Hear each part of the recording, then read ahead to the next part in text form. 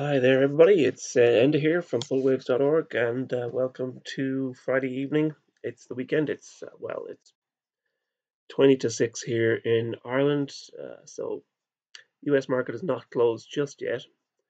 Um, but London is closed, and I figure I'd like to get this video done early before my recent videos have been done too late, and I've just been falling asleep while they've been recording, which is a pretty common thing for me, I'm afraid.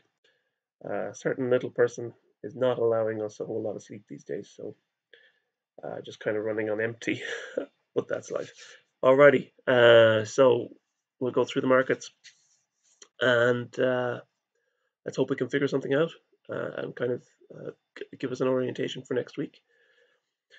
Let's start on the FX market. So this is Eurodollar, and as you can see, I have been calling this a wave 2 top, and since we touched the upper trend line, we've been moving down pretty impulsively. Um, on reflection today, there is a world where this whole move off the low could be regarded as one, let's say, as wave 1 of the larger wave 3. That's a kind of a low probability right now, but it's a possibility nonetheless. Either way, I've been kind of looking at this as an impulsive move. This, for now, it looks like a 3 degrees of 1-2 wave. So you've got this 1-2, 1-2, 1-2 pattern,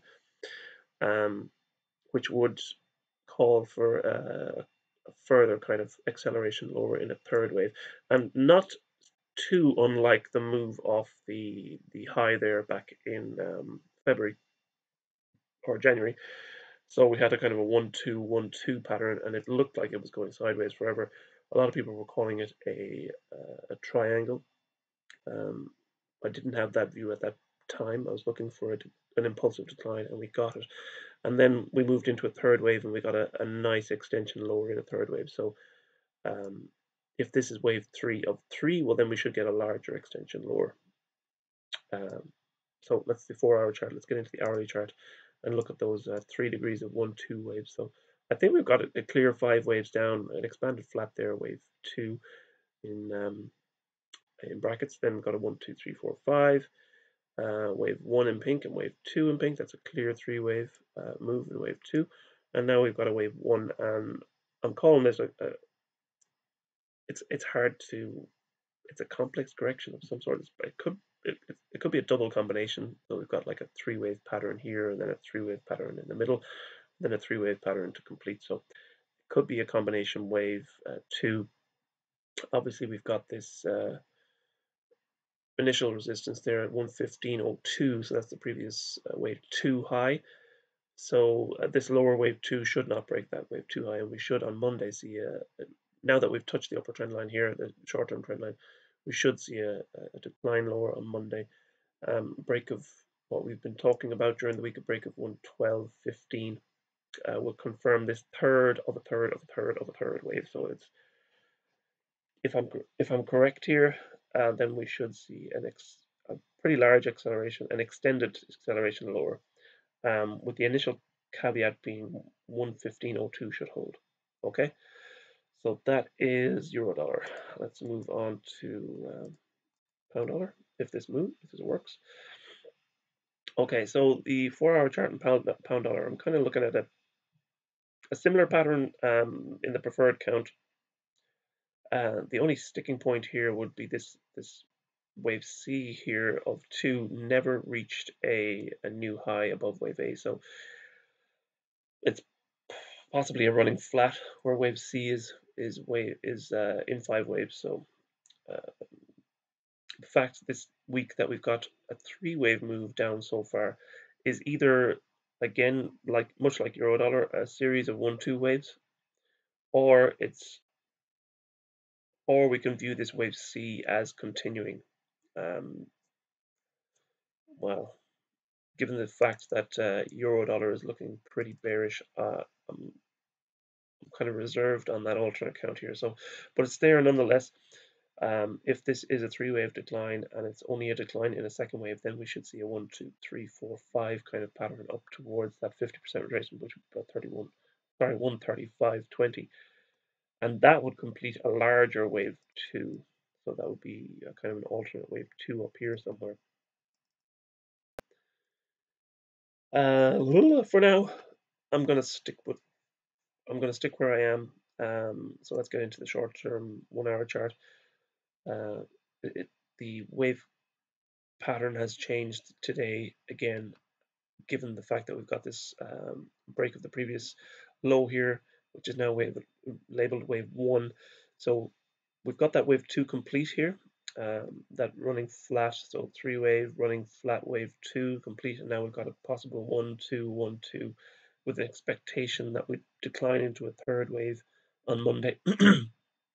And again, we've got initial resistance at 130.72, and price must not break that level early next week. We've got to get a continuation lower early next week to confirm this bearish count.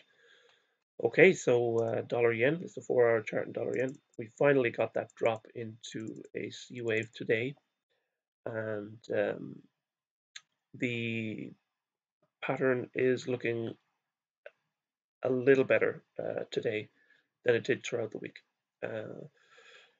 We've still got that alternate count here, viewing the whole. Well, let's get to the daily chart there. That alternate count is regarding this whole sideways pattern as a triangle, and I think at this stage it's probably just as likely that this is true as the current wave count that I've got shown, which views it as a 1, 2, 1, 2 pattern. So you could kind of flip a coin between those two. Both of them point up in the medium to long term. So and both of them point a long way up in the medium to long term. So I think that from my point of view, the dollar is a safe bet for now. We'll see how that develops as the bear market develops later on.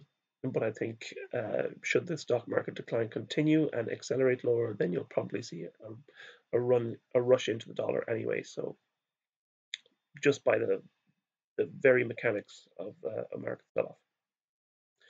Yes, that's a 4-hour chart. So we've got to move off a possible wave E or a possible wave 2. So let's look at the hourly chart to see that. So that's that wave 2 there. I've got a 5-wave pattern up in wave 1 and A, B, C in wave 2. We finally came down today after a week-long hiatus up at the highs there, which was kind of a bit of a head scratcher, to be honest. But this evening today we got the declines, and overnight as well. So the veracity of this current wave count is kind of proven today. Given, the short-term target was about was for a break of the wave A low, so we're almost there. Another little dip below 112.50 would do it, and that would complete a C wave and wave 2. And next week you would expect a run up into wave 3. So in this case, we have to see 111.37 hold.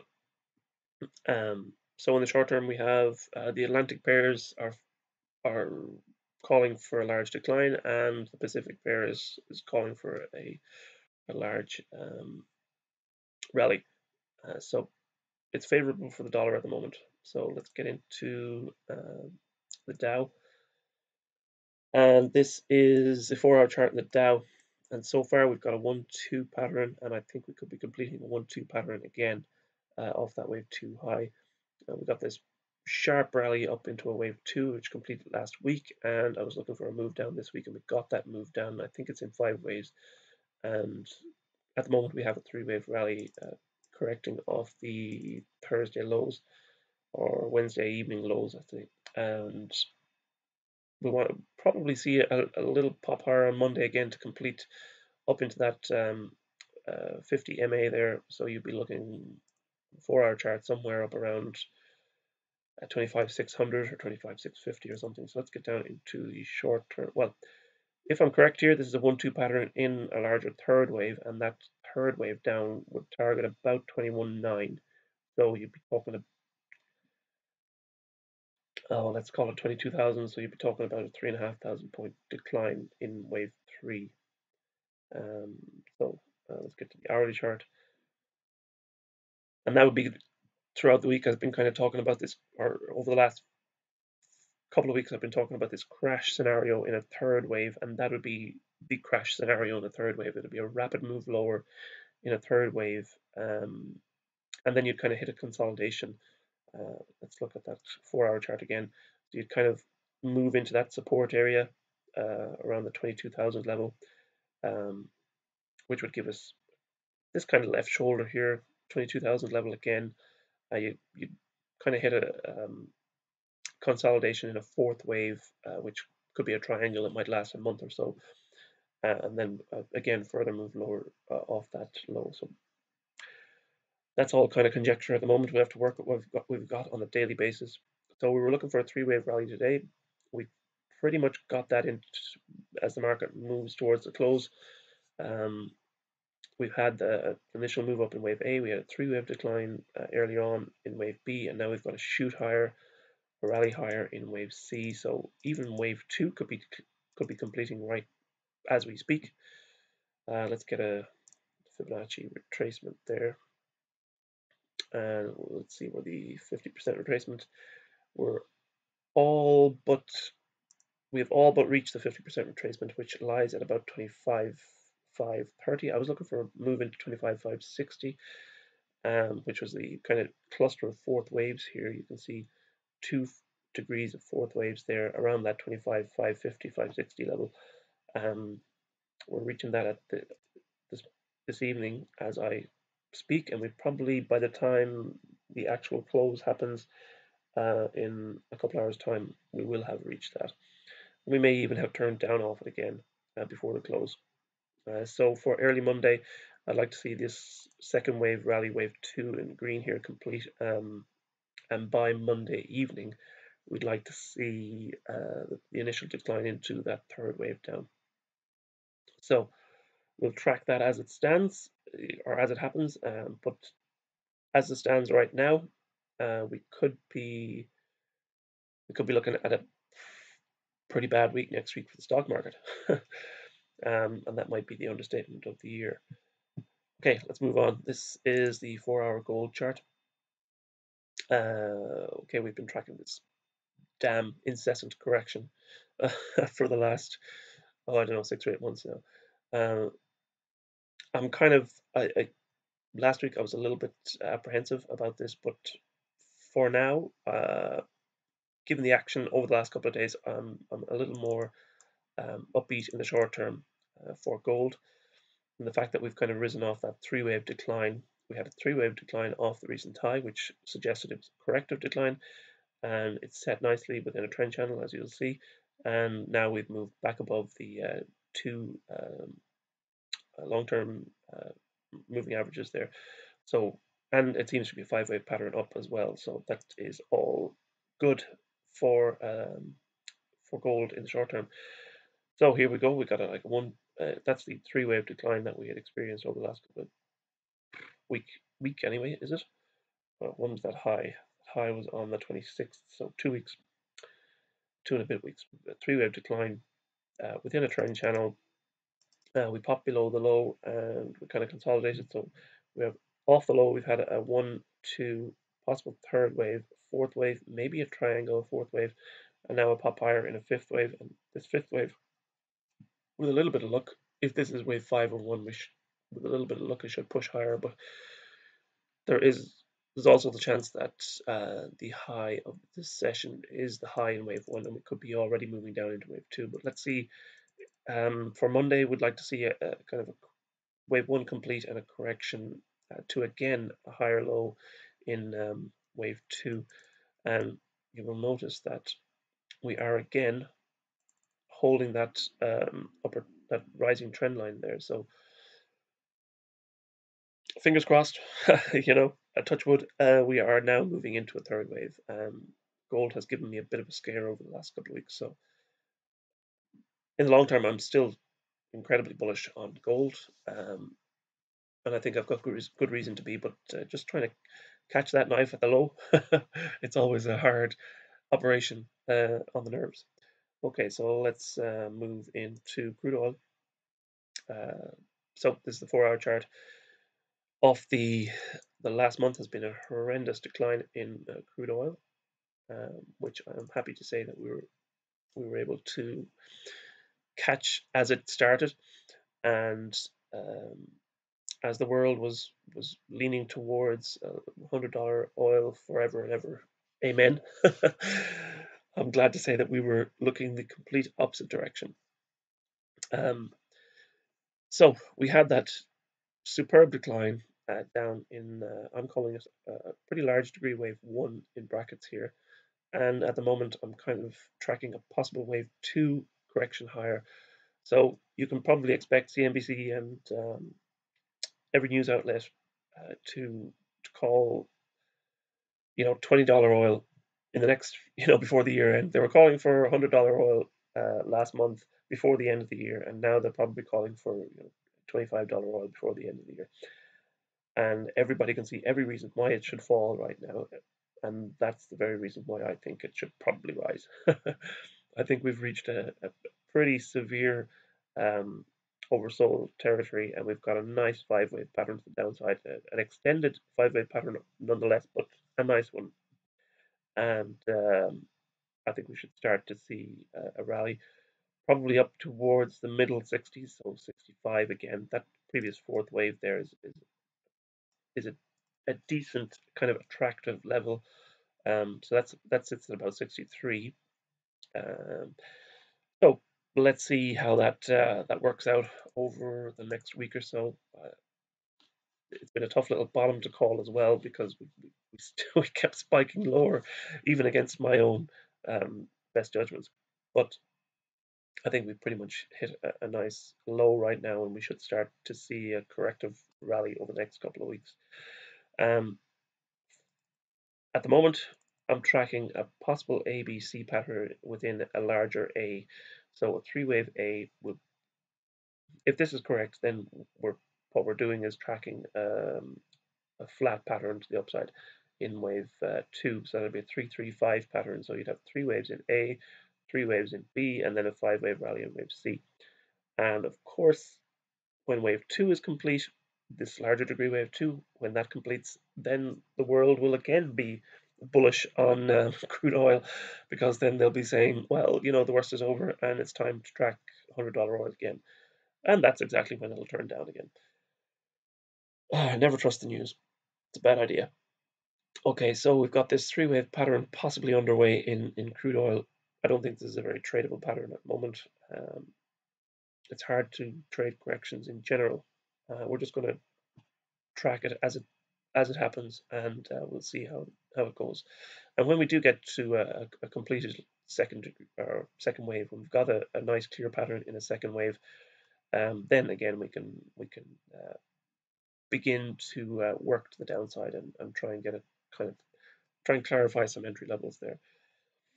But for now, we've got 38.2 looking at retracement sitting at 33.7 or 63.17, and we've got 50% retracement sitting at 65.78. So between those two is where I'm plonking wave two, and that's a previous fourth wave as well, depending on how you look at it. So that's a nice kind of target area to look at. Okay, so let's move on to the S&P.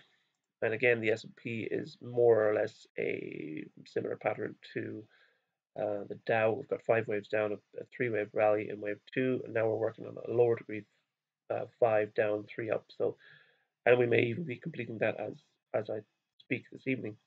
And this is a pretty bearish, horrendously pretty. Pretty is an understatement. It's a pretty horrendous pattern if you are long in stocks, because the most likely outcome of this is, like I said, in the Dow is a large acceleration lower. Now I've labeled the S&P pattern as 1 degree lower than the pattern in the Dow. It doesn't have to be that way. I may even up the labeling next week, given the size of this previous, say, fifth wave here. Uh, that should probably call this at 1 degree higher. This this decline at 1 degree higher, but it'd be kind of a distinction without a difference. So for now, we're going to stick with the labeling, and maybe next week we might need to get a little more granular, so we might have to move it down again. So we can see here that we had that wave one low, or sorry, that wave one low here, and an A, B, C pattern in wave two. That's wave two green. Off the wave two green high, we hit the previous fourth wave, and we moved lower off that immediately, which again is another indication. You know, a bell should ring in people's minds if you hit like interim highs or kind of corrective highs and you return off those again. That's a pretty bad indication. Okay, so I think we've got a 5 waves down into probably today's lows. I was trying to parse out this decline here into the very low there, and I think we could call that get my little marker up here. We could call that a wave one down, wave two up, wave three down, type of triangle, wave four, and then a spike into the low at wave five there. That won't make a whole lot of sense, but it's hard to kind of pull that apart on the hourly chart there. But suffice to say, I think we've got 5 waves down and we're working on 3 waves up. We were looking for that rally today, and we got the rally today. It came a little bit hot. It broke the previous interim high here, which was at 27.46. Just this hour, it broke it. We've returned lower a little bit off that high, so there is a chance that this 3 wave recovery is now done. Given that we've returned lower off this hourly bar here, and we're approaching I suppose, what have we got in the States? We've probably got 2 hours trading left, so we could spike higher before the end of the session to complete a C wave in wave two. We've got this declining trend channel off the high, or sorry, trend line off the high again.